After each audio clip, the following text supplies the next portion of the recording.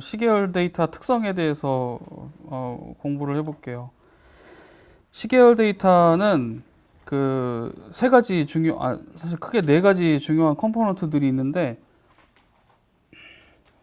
트렌드, 시즈널리티, 시클리컬, 그 다음에 노이즈입니다. 노이즈는 어떤 의미가 없는 잡음이어서 컴포넌트라고 따로 부르지는 않았고요.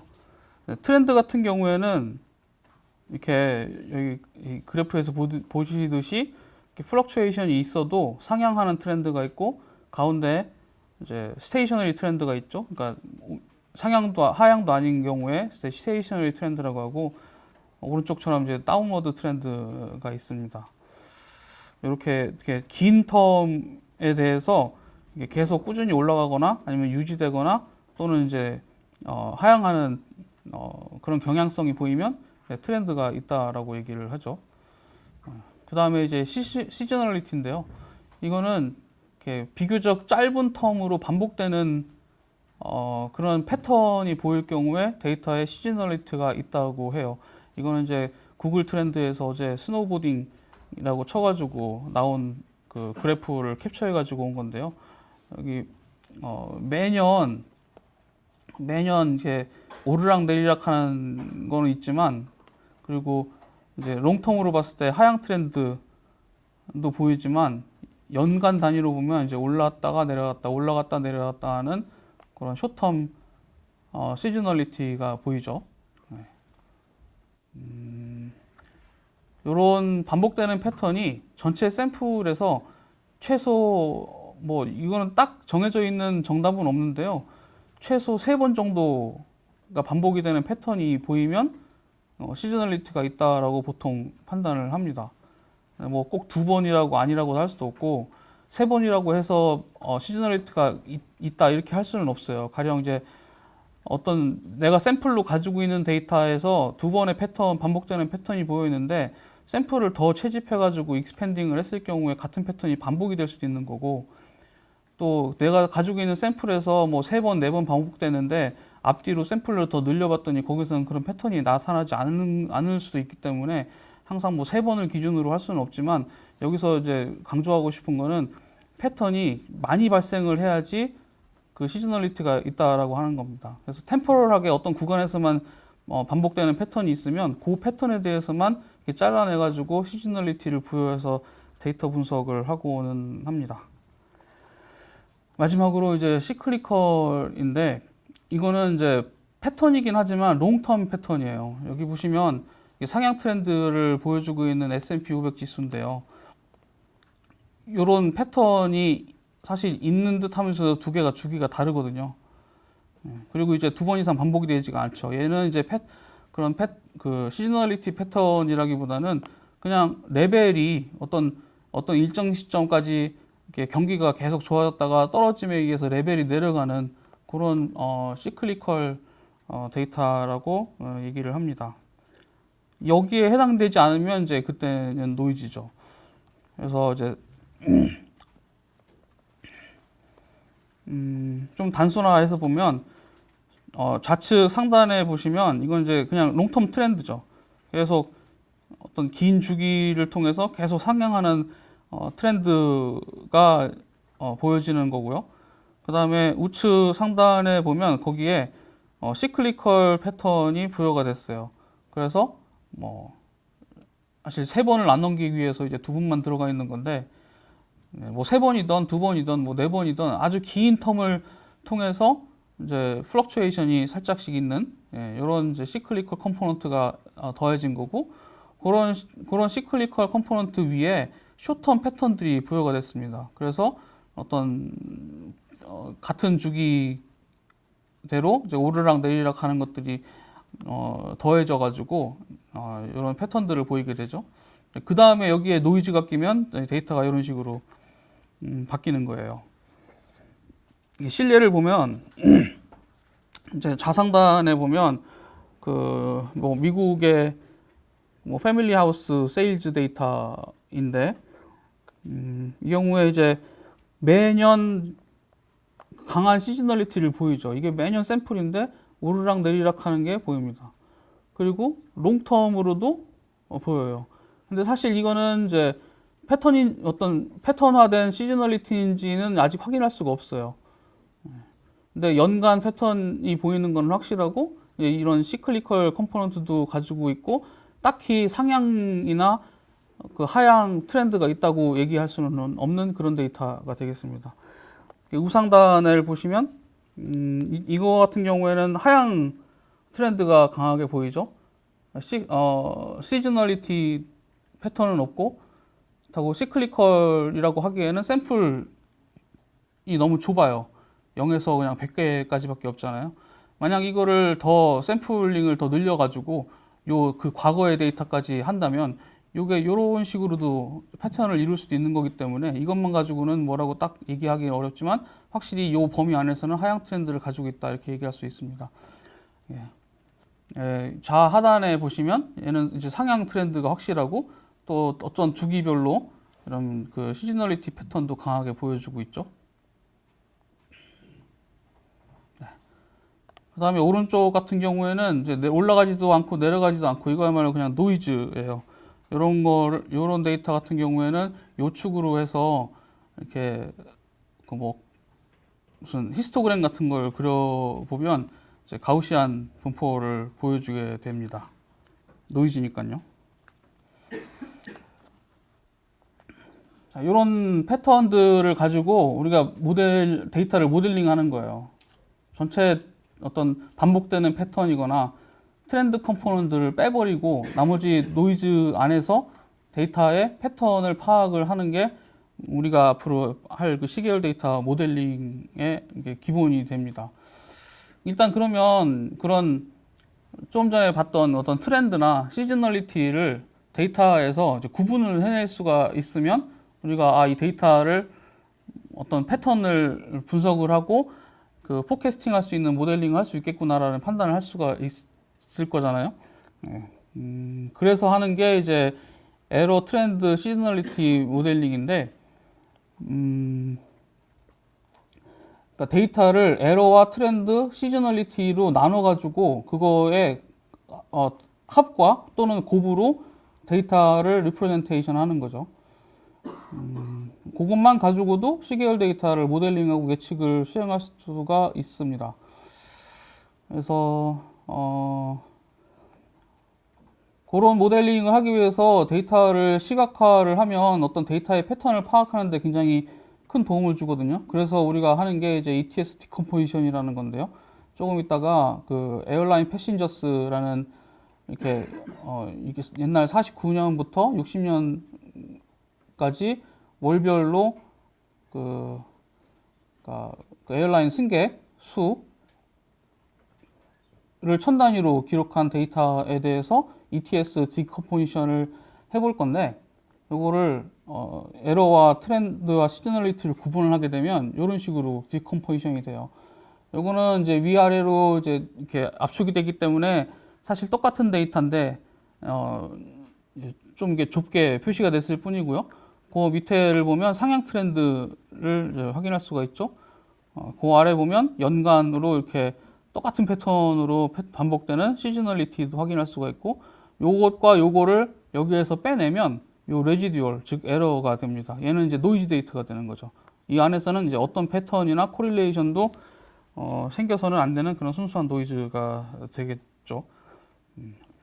그래서 얘 같은 경우에는 지금 애디티브 모델로 이 컴포넌트들의 합으로 이루어진 디컴포지션이기 때문에 요거 합과 요거 합과 요거 합을 같은 시점으로 하면 요 시점이 요 데이터가 되는 거거든요.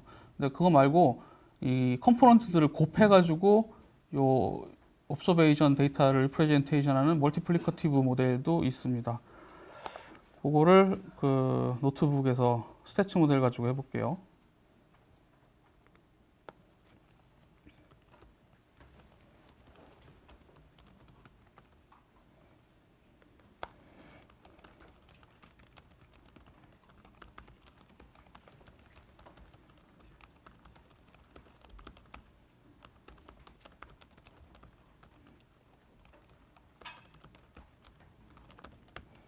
기본적인 라이브러리들 설치를 하고요. 자, 아까 제가 말씀드리길 C계열 데이터는 시클리컬 뭐 레벨이라고도 하거든요.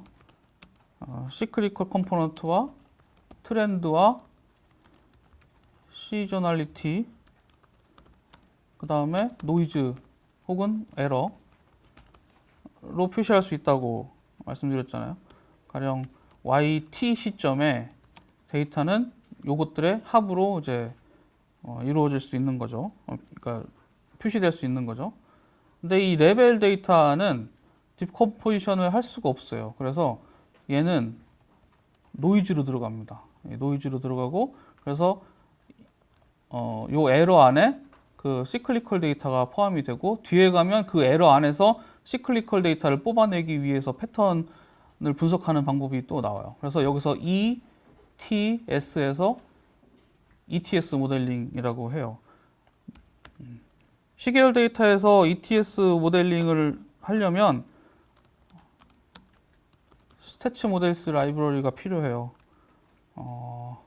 아까 그 커널 설치하실 때 거기서 뭐 콘다 인스톨 스태츠 모델스 이렇게 하시면 지금 0.9.0 버전이 설치될 겁니다. 지금 최신 버전은 0.10.0인데 아직 콘다 리파지터리 안 올라와 가지고 0.9.0 버전을 쓰셔야 돼요.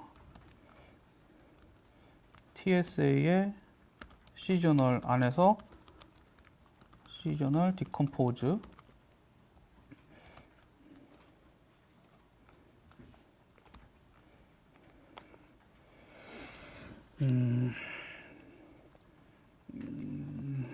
실험용으로 데이터를 하나 만들게요. 그냥 임의로 이제 상향 트렌드만 가지고 있는 데이터를 하나 100개를 만들게요. 뭐 이런 식으로 하면 될 것 같아요.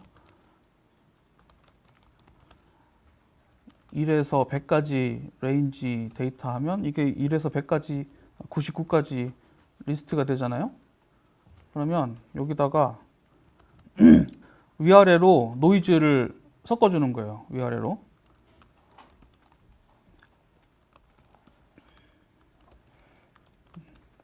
노이즈의 범위는 0에서 10까지. 그러면 값이 이렇게 변하죠.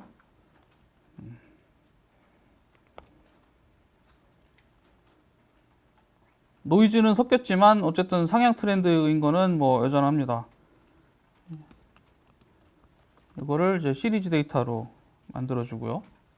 그거를 시리즈라는 변수에다가 저장을 했어요. 자, 다시 설명드리면 요 리스트는 레인지 1에서 99까지 맨 뒤에는 포함이 안 돼요. 그거 루프를 돌면서 1에서 99에다가 0에서 10까지의 노이즈를 랜덤하게 섞어주는 거예요.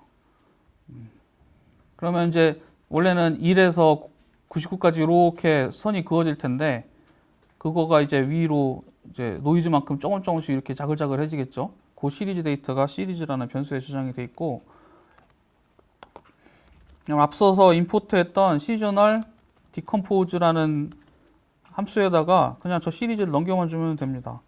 그리고 원래 디폴트로 에디티브 모델인데 여기다가 명시적으로 에디티브라고 써줄게요. 그리고 샘플 프레퀀시는 1. 이거 배열로 주면 프레퀀시 안 줘도 되는데 여기서 판다스 시리즈로 줬기 때문에 프레퀀시를 줘야지 뭐 워닝이나 이런 게 안 떠요. 안 줘도 가능합니다. 해서 리절트로 리턴 받은 거에 요 안에 보면 이렇게 옵저브드 이게 원본 데이터고요. 그 다음에 레지듀얼, 시즈널리티, 트렌드 이렇게 컴포넌트들이 있잖아요. 요거를 그냥 한꺼번에 플로팅을 해버리면 이렇게 나오죠. 자, 보시면 원본 데이터가 1에서 99까지 이렇게 상향하는데 노이즈를 줬기 때문에 짜글짜글해졌잖아요. 그러면 당연히 얘는 아무런 시즈널리티 패턴도 없고 그냥 트렌드만 있겠죠. 그러니까 디컴포지션 했을 때 트렌드만 이렇게 나타나고 시즈널리티도 없고 레지듀얼도 뭐 여기서 없다고 나오나요? 레지듀얼도 안 잡히네요. 그냥 트렌드로만 다 모든 게 잡혔어요.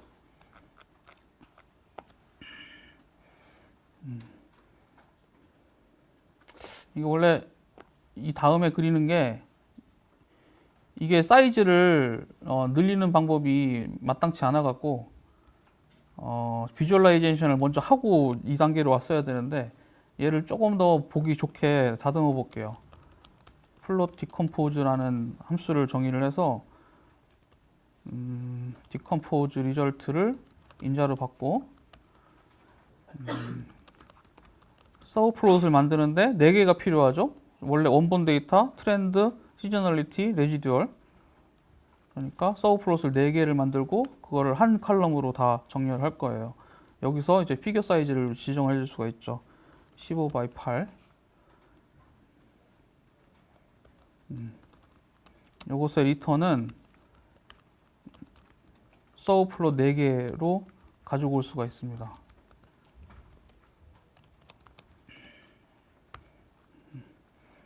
그 다음에 위에서 함수의 인자로 받은 디컴포즈 리절트에서 옵저브드, 이게 원본, 이게 시리즈거든요. 입력이 시리즈 들어오면 아웃풋도 시리즈도 나와요. 입력이 배열로 들어오면, 그러니까 파이썬 리스트로 들어오면 출력도 리스트로 나오고요. 그러니까 이 옵저브드는 판다스 시리즈가 되고 시리즈에 대해서 이렇게 플롯을 실행할 수가 있는 거죠.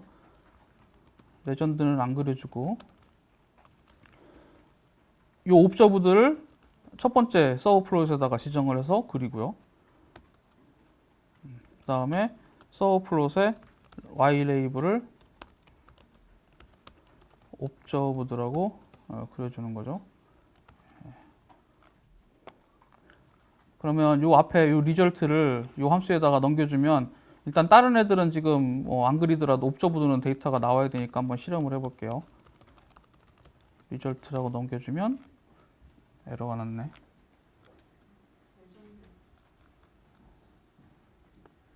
네. 아, 예.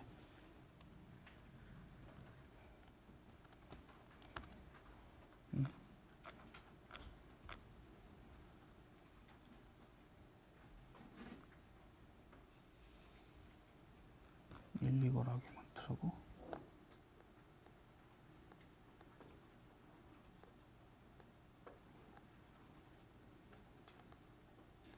마저 다 써볼게요. 뒤에 것도. 이게 서브 플로츠입니다. 그쵸. 예. 아직 여기는 값을 안 채웠지만 이제 처음 트렌드 값은 더 넓게 나왔잖아요. 예, 여기 밑에 샘플 번호도 적혀 있고, 이게 좀 더 보기 낫더라고요. 나머지는 이제 복붙 해가지고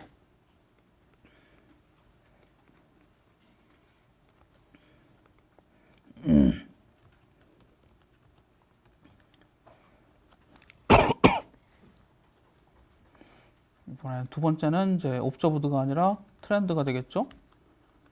레이블도 트렌드, 서브 플롯은 두 번째, 얘는 세 번째, 얘는 네 번째, 이것도 네 번째, 두 번째,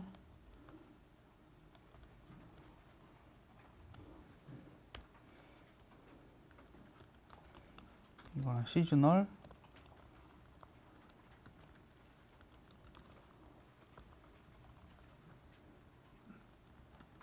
레지듀얼,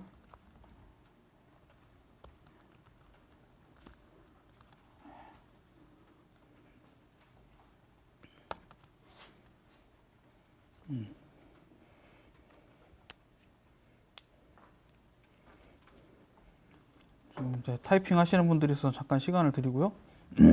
이렇게 해놓으면 요 앞으로 뭐 멀티플리커티브 모델이나 다른 데서도 계속 갖다 쓸 수 있으니까 하나 정의를 해놓고 지나가는 걸로 합시다. 뭐 뒤에서 다시 설명을 드리겠지만 요 서브 플롯은 이 레코드 로우 개수와 컬럼 개수를 앞에서 정의를 하고, 이 정의된 것만큼 서브 플롯을 앞에 리턴을 해줘요.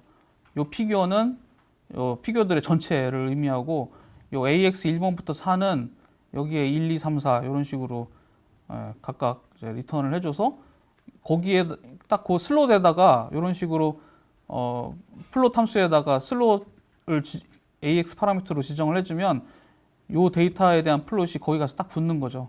1번은 여기 가서 붙고 2번은 여기 가서 붙고 이렇게 이런 식으로 쪼개서 그려주는 게 원래 제공되는 요것보다 얘는 심지어 버그도 있어서 뒤에다가 세미콜론 안 붙여주면 출력이 2개가 돼요. 이렇게 하나 나오고 한 번 또 나오죠. 이게 지금 버전에 옛날부터 있는 버그였는데 고쳐지지를 않고 있더라고요. 얘를 안 쓰고 이제 요것만 쓰겠습니다. 그럼 이제 에디티브 모델이 이래서 에디티브구나. 그리고 트렌드만 있는 거에는 뭐 시즈널리티도 아무것도 없다라는 거를 눈으로 확인을 했잖아요. 그러면 이제 멀티플리커티브 모델도 한번 볼게요. 아까는 더하기였는데 이번에는 레벨과 에러와 트렌드와 시즈널리티가 더하기가 아니라 이제 곱하기로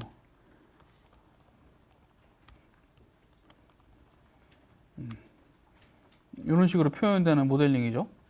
어떤 데이터가 어떤 익스포넨셜한 모습을 보여주고 있으면 이런 곱하기 모델을 사용을 하게 됩니다. 사실 이건 또 더하기 모델하고 똑같아요. 여기 앞에다 로그만 씌워주면 이게 더하기로 풀리잖아요. 여러분 다 고등학교 때 배우나요? 그래서 사실 뭐 멀티플리커티브 모델이나 에디티브 모델이나 뭐 그냥 다 더하기 모델이라고 생각을 해주시면 쉽죠. 얘도 샘플을 한번 만들어 볼게요. 아까처럼 이번에는 이제 익스포넨셜하게 제곱하는 샘플이에요. 1번부터 100까지 데이터가 있는데 그거를 제곱을 합니다.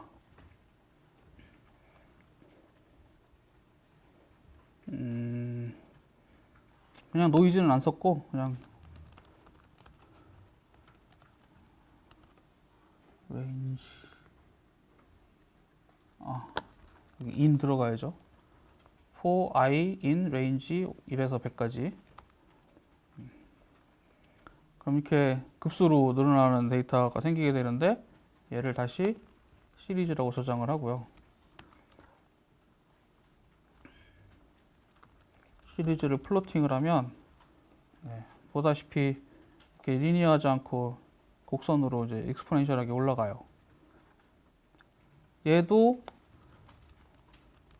시즈널 디컴포즈에다가 데이터를 입력을 하면서 모델을 이번에는 멀티플리커티브 마찬가지로 프리퀀시는 하나 리절트 해주고 그 다음에 우리가 아까 정의했던 플롯 디컴포즈라는 걸 통해서 리절트를 확인을 해보면 역시 얘는 이제 익스포넨셜한 오리지널 데이터가 트렌드가 익스포넨셜한 트렌드만 보여주고 어떤 시즈널리티 패턴이 전혀 안 나오는 게 보이죠. 뭐 이런 겁니다. 이렇게 그냥 이걸 더해버리면 이제 얘가 곱해버리면 요거 되는 거죠. 얘는 0이니까 그냥 1로 해가지고 곱하면 요 트렌드 모델이 바로 이렇게 그려지듯이 에디티브 모델이나 멀티플리커티브 모델은 그렇게 구성이 되어지는 거예요. 근데 이렇게 단순하지 않고 실제 데이터는 트렌드도 있고 노이즈도 있으니까 그 공유해드린 에어라인 패신저스를 읽어가지고 저 에디티브 모델로 얘를 디컴포즈 해볼게요. 여기에는 이제 months라는 컬럼이 있는데 그 months라는 컬럼을 인덱스로 해서 에어라인이라는 변수에다가 데이터 프레임을 저장을 하고요. 보시면 컬럼이 딱 하나예요. thousands of passengers, 1000단위라는 의미죠.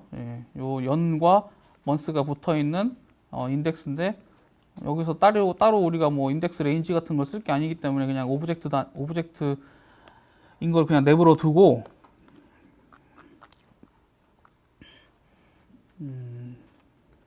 이 데이터를 플로팅을 해보면 앞서 보셨던 것처럼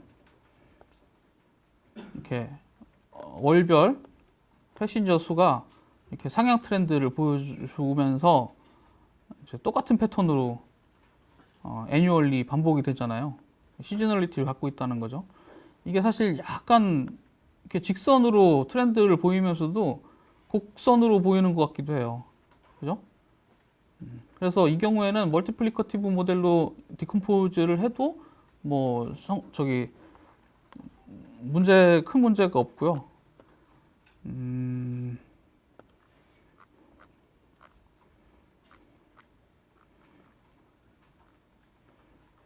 그래도 우리가 시계열 데이터를 다루니까 인덱스를 데이터함으로 변환해 주겠습니다.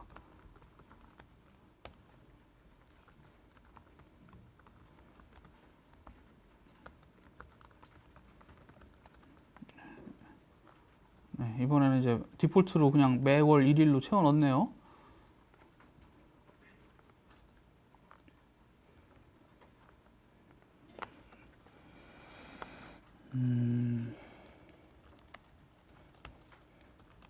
에어라인의 thousands of passengers 컬럼을 셀렉트해서 시리즈로 파라미터로 넘겨주고 모델은 멀티플리커티브 그 다음에 이거를 리절트에다가 저장을 하죠.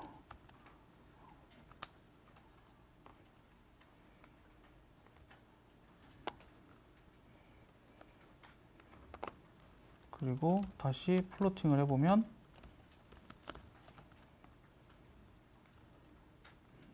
네. 아까 슬라이드에서 보셨던 것처럼 이렇게 트렌드와 이 시즈널리티가 구분이 됐고 레지듀얼이 나타났는데 뭐 눈으로 보이는 것 같은 패턴은 안 보이죠. 어떤 뭐 레벨이 서로 다르다든가 어떤 반복적인 여기 뭐 어떤 반복적인 패턴이 있는 것 같지만 사실 여기서는 보이지가 않기 때문에 시즈널리티라고 볼 수는 없고, 근데 이거를 이제 나중에 나오는 알고리즘으로 분석을 해내면 이 안에서도 패턴을 발견할 수가 있어요. 그래서 우리가 시계열 데이터를 분석하고 모델링 한다는 거는 트렌드를 제거하고 시즈널리티를 뺀 다음에 노이즈에서 패턴을 얻어다가 모델링을 하고 다시 프레딕션을 할 때는 그 모델링 된 거에다가 그 시즈널리티를 더해주고 트렌드를 더하는 방식으로 프레딕션을 하거든요.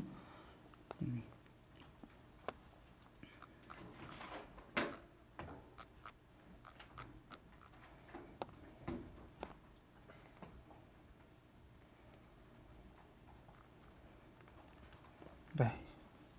ETS 디컴포지션은 여기까지 하고 뭐 타임존이나 이런 것들 부수적인 걸 조금 더 알려드릴게요. 얘도 바로 이제 업로드 해드리겠습니다.